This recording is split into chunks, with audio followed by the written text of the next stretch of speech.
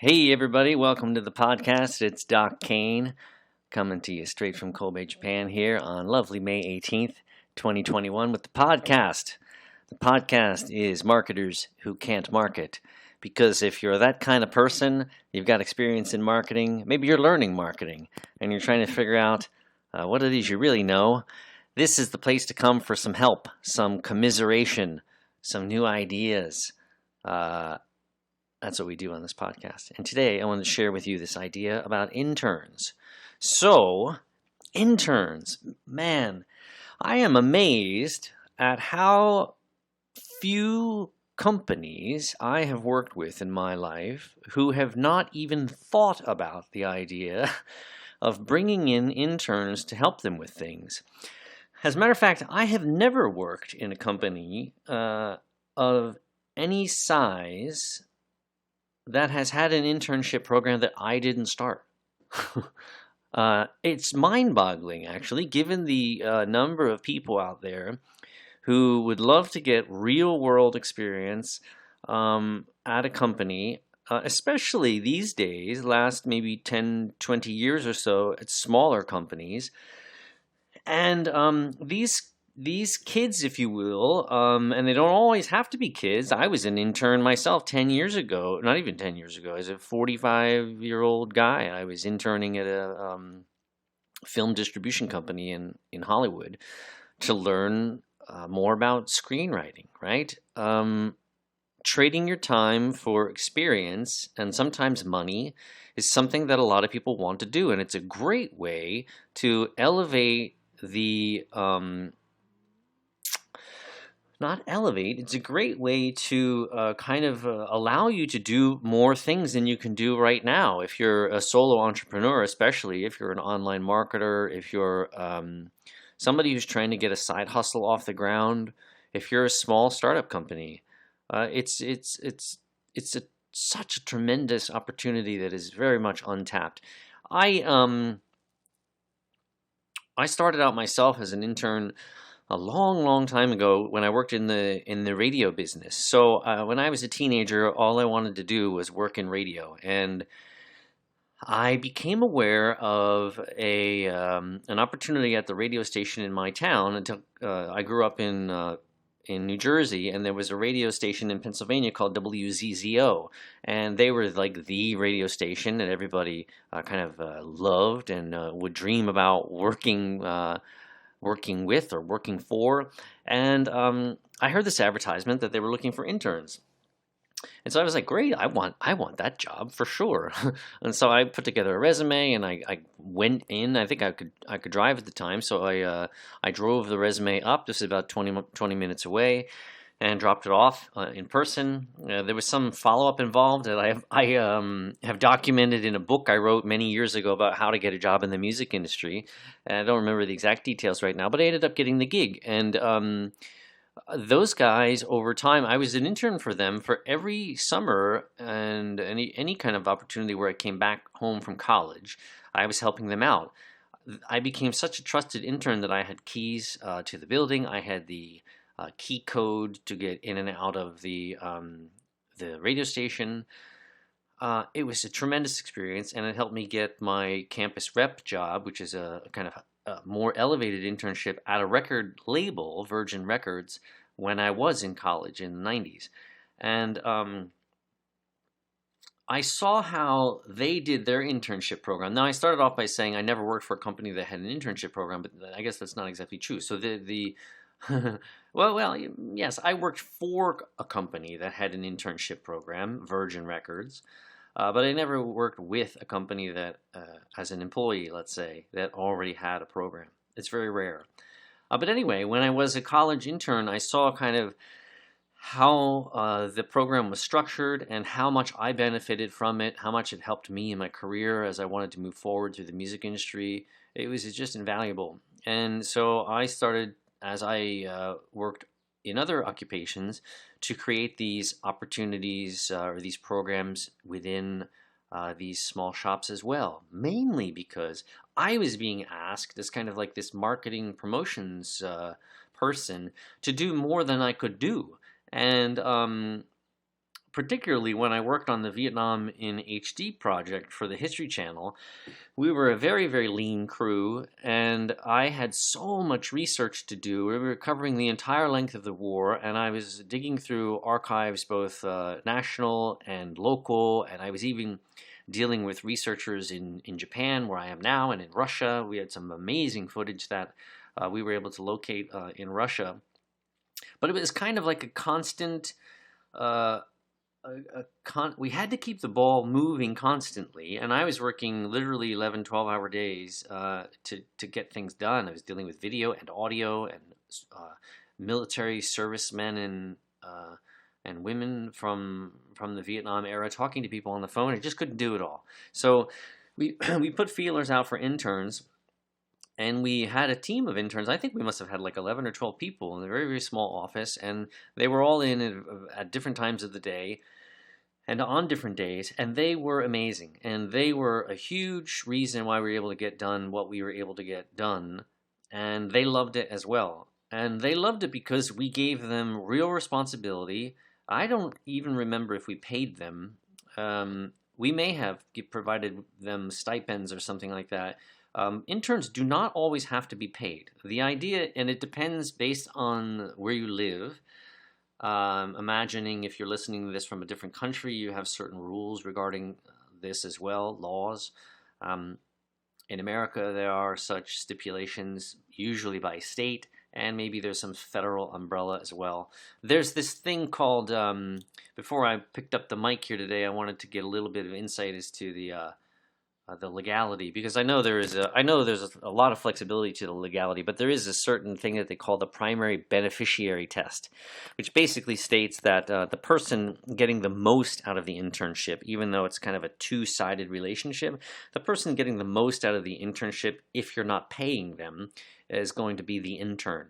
And so if you think about doing this yourself, make sure you're aware of this primary beneficiary test, and I'll link to it from the Department of Labor website below in the show notes, so you can see kind of how to stay on the right side of that law.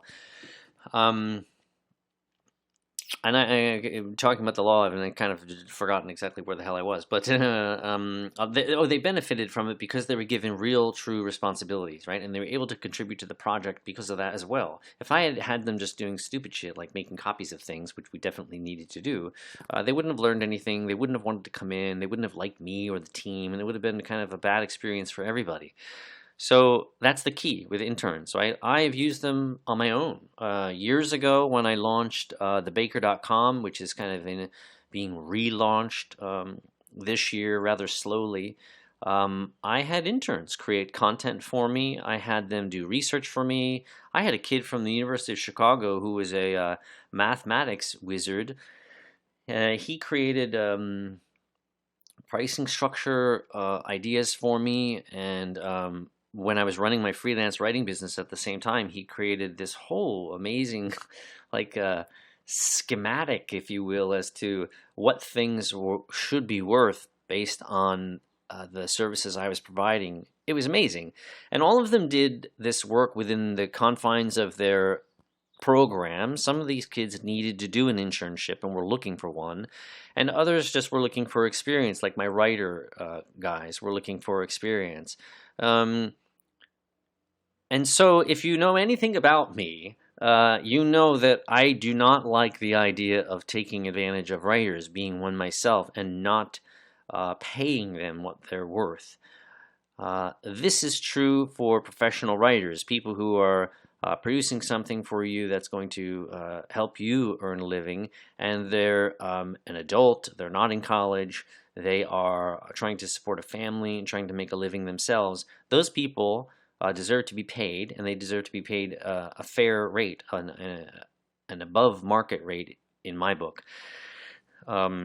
Because of what they're delivering. They should really be paid residuals. And I would love to see this model change, because it needs to be changed. But when you're in college and you're 17, 18, 19, 20 years old, and really what it really is you're looking for experience, then there are things you can play with, right? You can provide them with knowledge that they will benefit from. So I could do this because I'm a writer, right? So I had this one kid who wrote for me. I basically had two writers. One was a girl on the east coast of the U.S., and the other kid was in my town of Chicago, where I was operating from. So he and I could meet regularly, which we did, and we would brainstorm topic ideas, and I would help him craft the article. I would edit him when he was done. I would give him feedback on how to produce more quickly, how to do interviews, all these sorts of things that he didn't know how to do when he first kind of came on with me. He was a really good writer and remains a good writer. Um, but he was an asset to my effort, and could not have done any of that without him. And I think I gave him some spiffs along the way. Spiffs being like the kind of things that we got when we worked in the music industry. I think I got when I worked for Virgin, I got a small stipend. I think it was like $100 a month. But we got all sorts of freebies, right? Records and posters and all sorts of things like that. So we were reimbursed for the effort that we were doing, which was a lot, but we would have done it for nothing, frankly. And some interns will do that, but you want to reward them. You don't want to take advantage of them, right? So, so in light of that, if you need to hire content people, let's say, you should be able to give them a lot of constructive feedback on how to become a better writer. So if you're not a good writer and you are looking for people to write for you, don't hire interns to do that, because you need to be able to get them some skills, right? Pay someone instead, or pay an editor who could do that sort of training. It's a training program, right? That's what an internship is. It's an apprenticeship. It's a training program. Sometimes you give them pay. Sometimes you give them a little bit of pay and a lot of benefit. But the reward for you and the intern can be tremendous. So let's say, for example, you need to you're a solo entrepreneur like I am, and you want to grow your business. Probably if you're a solo entrepreneur, you know a lot of things about a lot of things, but you don't have time to do everything. So you're in a perfect position to be able to train people on your skills, on your processes, and help them help you, right? Remember, if they're not in college and they're an older person, you should be thinking about paying them, right? But be thinking about using interns and scaling your business. If you work at a startup and you want interns, the same applies. But I think you're in a position to pay, and you should pay people a little bit at least. You know, get them to a point where they're at least getting paid minimum wage, maybe a little bit more than that, because you might want to recruit them later if you're a startup. Basically, an internship suggests that there's no guarantee of a job, but there's nothing to prevent you from actually hiring the person if you want to later, if they're a good employee. It's a good testing ground for people. How do you find these people? There are lots of ways. So if you're looking for, another job I had in my multitude of jobs, this is the thing about being a creative person, I think. You do tend to kind of bounce around, test things. What works for you, right? This is online marketing. You're testing everything. This is life as a creative person as well. What the hell do I want to do? I had 3 majors in college. 4? I don't know. At first was a public relations major, and then I was a photography major, and then a music business major, which I got my degree finally in. And then later on, I went back to school and got a second degree in history, which is the major I really wanted to do from the beginning. Go figure, right? The writer in me, I suppose. But how do you find people?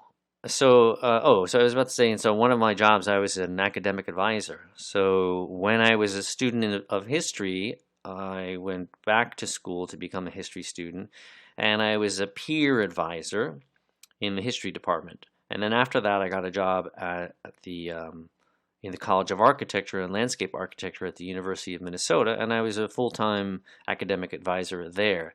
And one of the things I learned is that's pretty much you're sitting on. We had, I think, 600 or 700 students in that department, and a lot of them want work, and they didn't know how to find work. And so I reversed the process where I reached out to employees and said, hey, we have these students. If you're looking for students as interns, please reach out to me. But other people who are a bit more proactive do that sort of outreach in reverse, right? So they would contact me. And that's what I would encourage you to do. So if you're looking for someone, as I was, to help with statistical analysis, I placed an advertisement in the University of Chicago job board or something like that. I tracked down where people could get internships at the University of Chicago and at Northwestern, and I placed an ad there. They were free, I believe. University of or Loyola in Chicago had a program that was free that then changed into something you had to pay for, which I don't know that that's a great idea. You should be paying the interns, not necessarily the posting. I mean, it's so small. I don't know why colleges are making that move. It's rather silly, in my opinion. But anyway, go to the colleges. So try and look there. Post on Craigslist, which is still a very, very valid way to find people. Um, and those are probably the two best places. You could actually print up a flyer and go around and hang a flyer up on college campuses too, which might be a good idea. Um, you can use social media, but I'm not so sure how successful you'll be at that. Facebook could be useful if you run a page that people follow. But basically, go to the colleges and use Craigslist. You'd be surprised at how well Craigslist will work for you. So that's where you look. What do you say? You want to tell the interns, these people aren't stupid, right? They know that there are a lot of companies that want to take advantage of them. So you're going to want to define in your listing how it is you have their interest in mind, right? What they are going to learn. And if you're going to pay them, how much you're going to pay them. But the post should be about them, right? You have a task you need to be worked on, and you need the help. And how can you help them? So if you're a writer like I was, you let them know that I'm a writer and I can help train you to be a better writer. I can help you work on structure. I can help you work on outreach. I can help you work on crafting your story in a better way, whatever it is. A lot of writers aren't very good at outreach. And so if you can teach someone who is good with a pen how to actually make money by picking up the phone, then it's a very valuable skill, right? If you're an online marketer and you know how to do Facebook ads, holy hell, like Facebook ads is so important, and now it's of course changing again with this new iPhone update. But if you can teach somebody how to do that, you have people clamoring over you to learn how to do that. If you can teach people how to do SEO, if you can teach people how to manage the back end of a website, if you can help them with WordPress, if you can just familiarize them with research methodology, scientific ways to drive traffic to a website, all of these skills, how to manage an email list, Gmail, not Gmail, how do you manage MailChimp, how do you manage Constant Contact, how do you do design in Canva, how do you do design in Photoshop, can you use FileMaker Pro or any kind of Adobe products? Can you use film editing products, podcasting things? Any of this stuff really is so valuable to a young person who doesn't know how to do these things really and doesn't have any experience, right? So if you want to get into radio, for example, and you don't have any money, I wrote a book about it. There's plenty of advice in my book that's still evergreen, even though I wrote it in the early part of 2000, I think. But these days, people aren't really thinking about radio as much. They are thinking about production and podcasting, but people don't have money. Like even a good podcasting mic costs a lot of money. I'm literally using a microphone that costs a few dollars. It works great, right? But most people have better setups, right? So get a kid behind a microphone, teach them how to use this stuff. And then when they apply for marketing positions that typically are going to ask for 6 months to a year's worth of experience or 3 years worth of experience, they already have that. And they can brag about how they helped you, and you're going to give them a great recommendation, right? Right? You're going to write something for them. You're going to call up on their behalf. you're going to do anything for them because they did these things for you, right? When you do that for somebody, they will never forget you, and you will help them tremendously, and they will help you. The other reason to hire interns is because when you are in any way senior in age to an intern, they will give you so much insight into the way the world works and the way business works, even though they're not in it yet, and the way businesses, the direction rather, as to where a business is going. They will give you so much insight that your small investment of time in helping them will pay you back, not only monetarily, but intellectually, and you will grow a lot. It will keep you young, right? As teachers, we always talk about this. Definitely being around kids helps keep you young. So another huge benefit.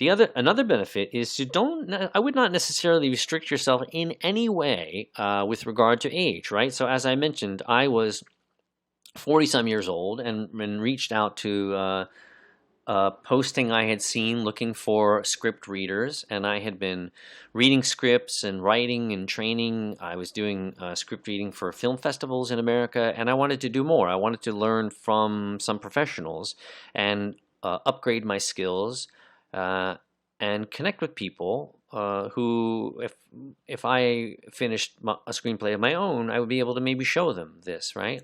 It's hard enough to get people to pay attention to your writing if you're trying to write a film. Without any connections, it's impossible. So, excuse me. So I wanted to do that, and I got an internship. So I got an internship from a guy who was super cool. Is super cool. Was considerably younger than me, and cool cat. So another creative guy who took a very interesting turn. So he used to play bass on tour for Green Day, and he's working in a Asian film distribution company. Because I always am interested in Asia, and that was also part of the reason why I wanted to work for them so badly. And he had studied in China or lived in China, I think, for a couple of years. So he lives in China. He speaks Chinese. He works for an Asian film company. Was my boss as an intern. I was reading scripts and turning them around as humanly fast as I could, doing synopses. It was damn tough work, actually. And now he is a real estate agent, I think.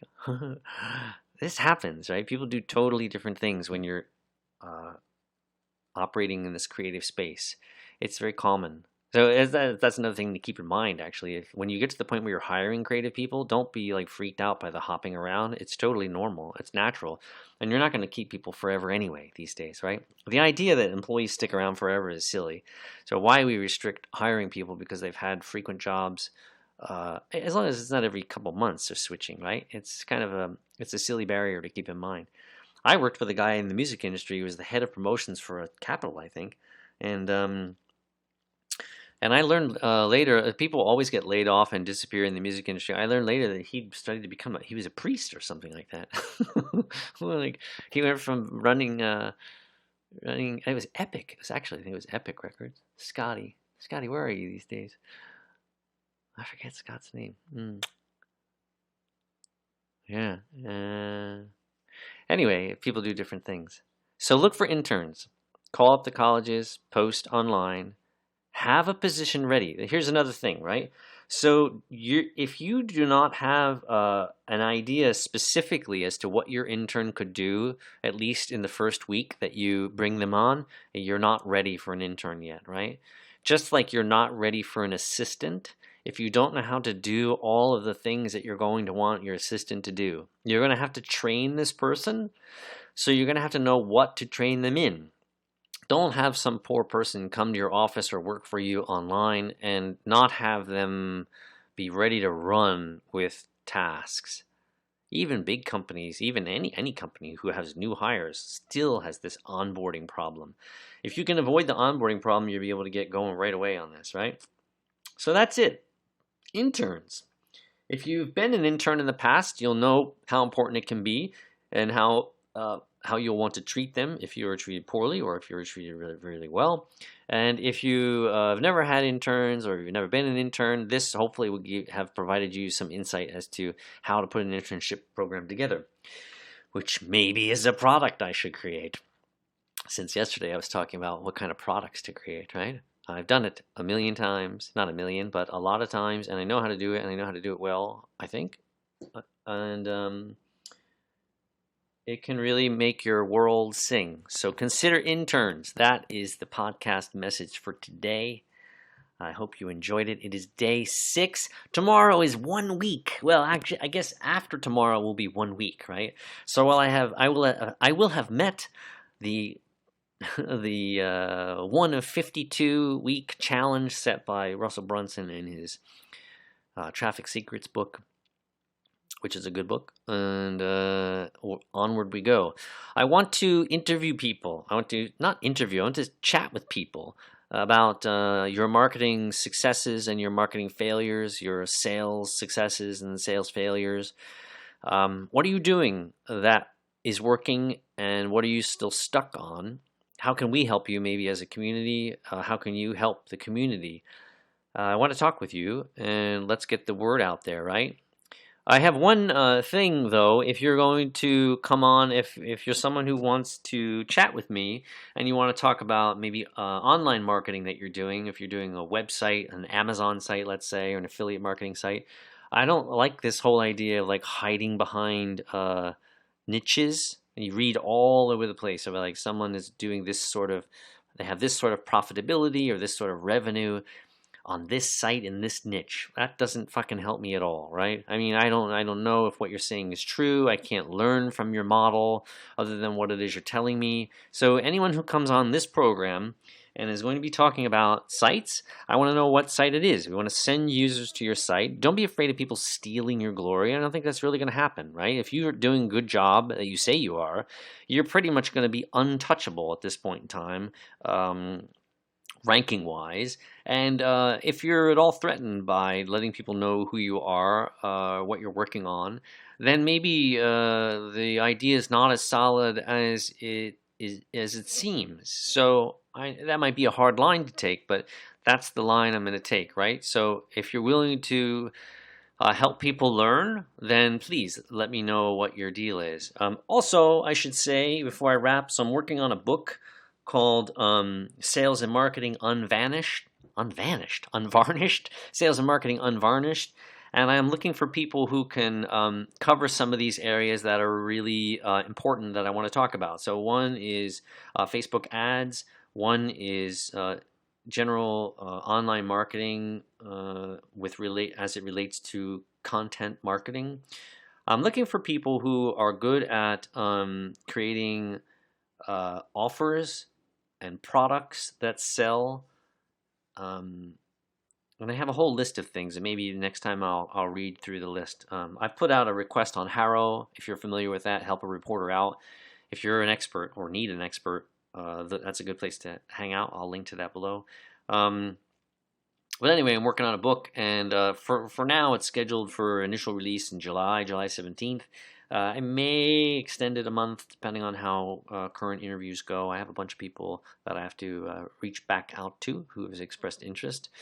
But if that's up your alley, please reach out to me. And how do you do that? So you can email me at doc, D-O-C, at nihonhustle.com, NIHONHUSTLE.com, doc at nihonhustle.com. Let me know your spiel and how you think you can help out, and I'll get in touch. Okay, cool. So that's it for the podcast. Do all that fun stuff that they tell you to do when you listen to podcasts, like, subscribe, ring the ding ding ding bell to be notified when the next one comes out, which is pretty much every day. So if you're like wanting to check, just subscribe, I guess, and check out the channel every day. Okay? Hope you're having a lovely May day, no matter where you are, and we'll catch up with you tomorrow, all right? Peace out from Kobe, Japan. Thanks for listening.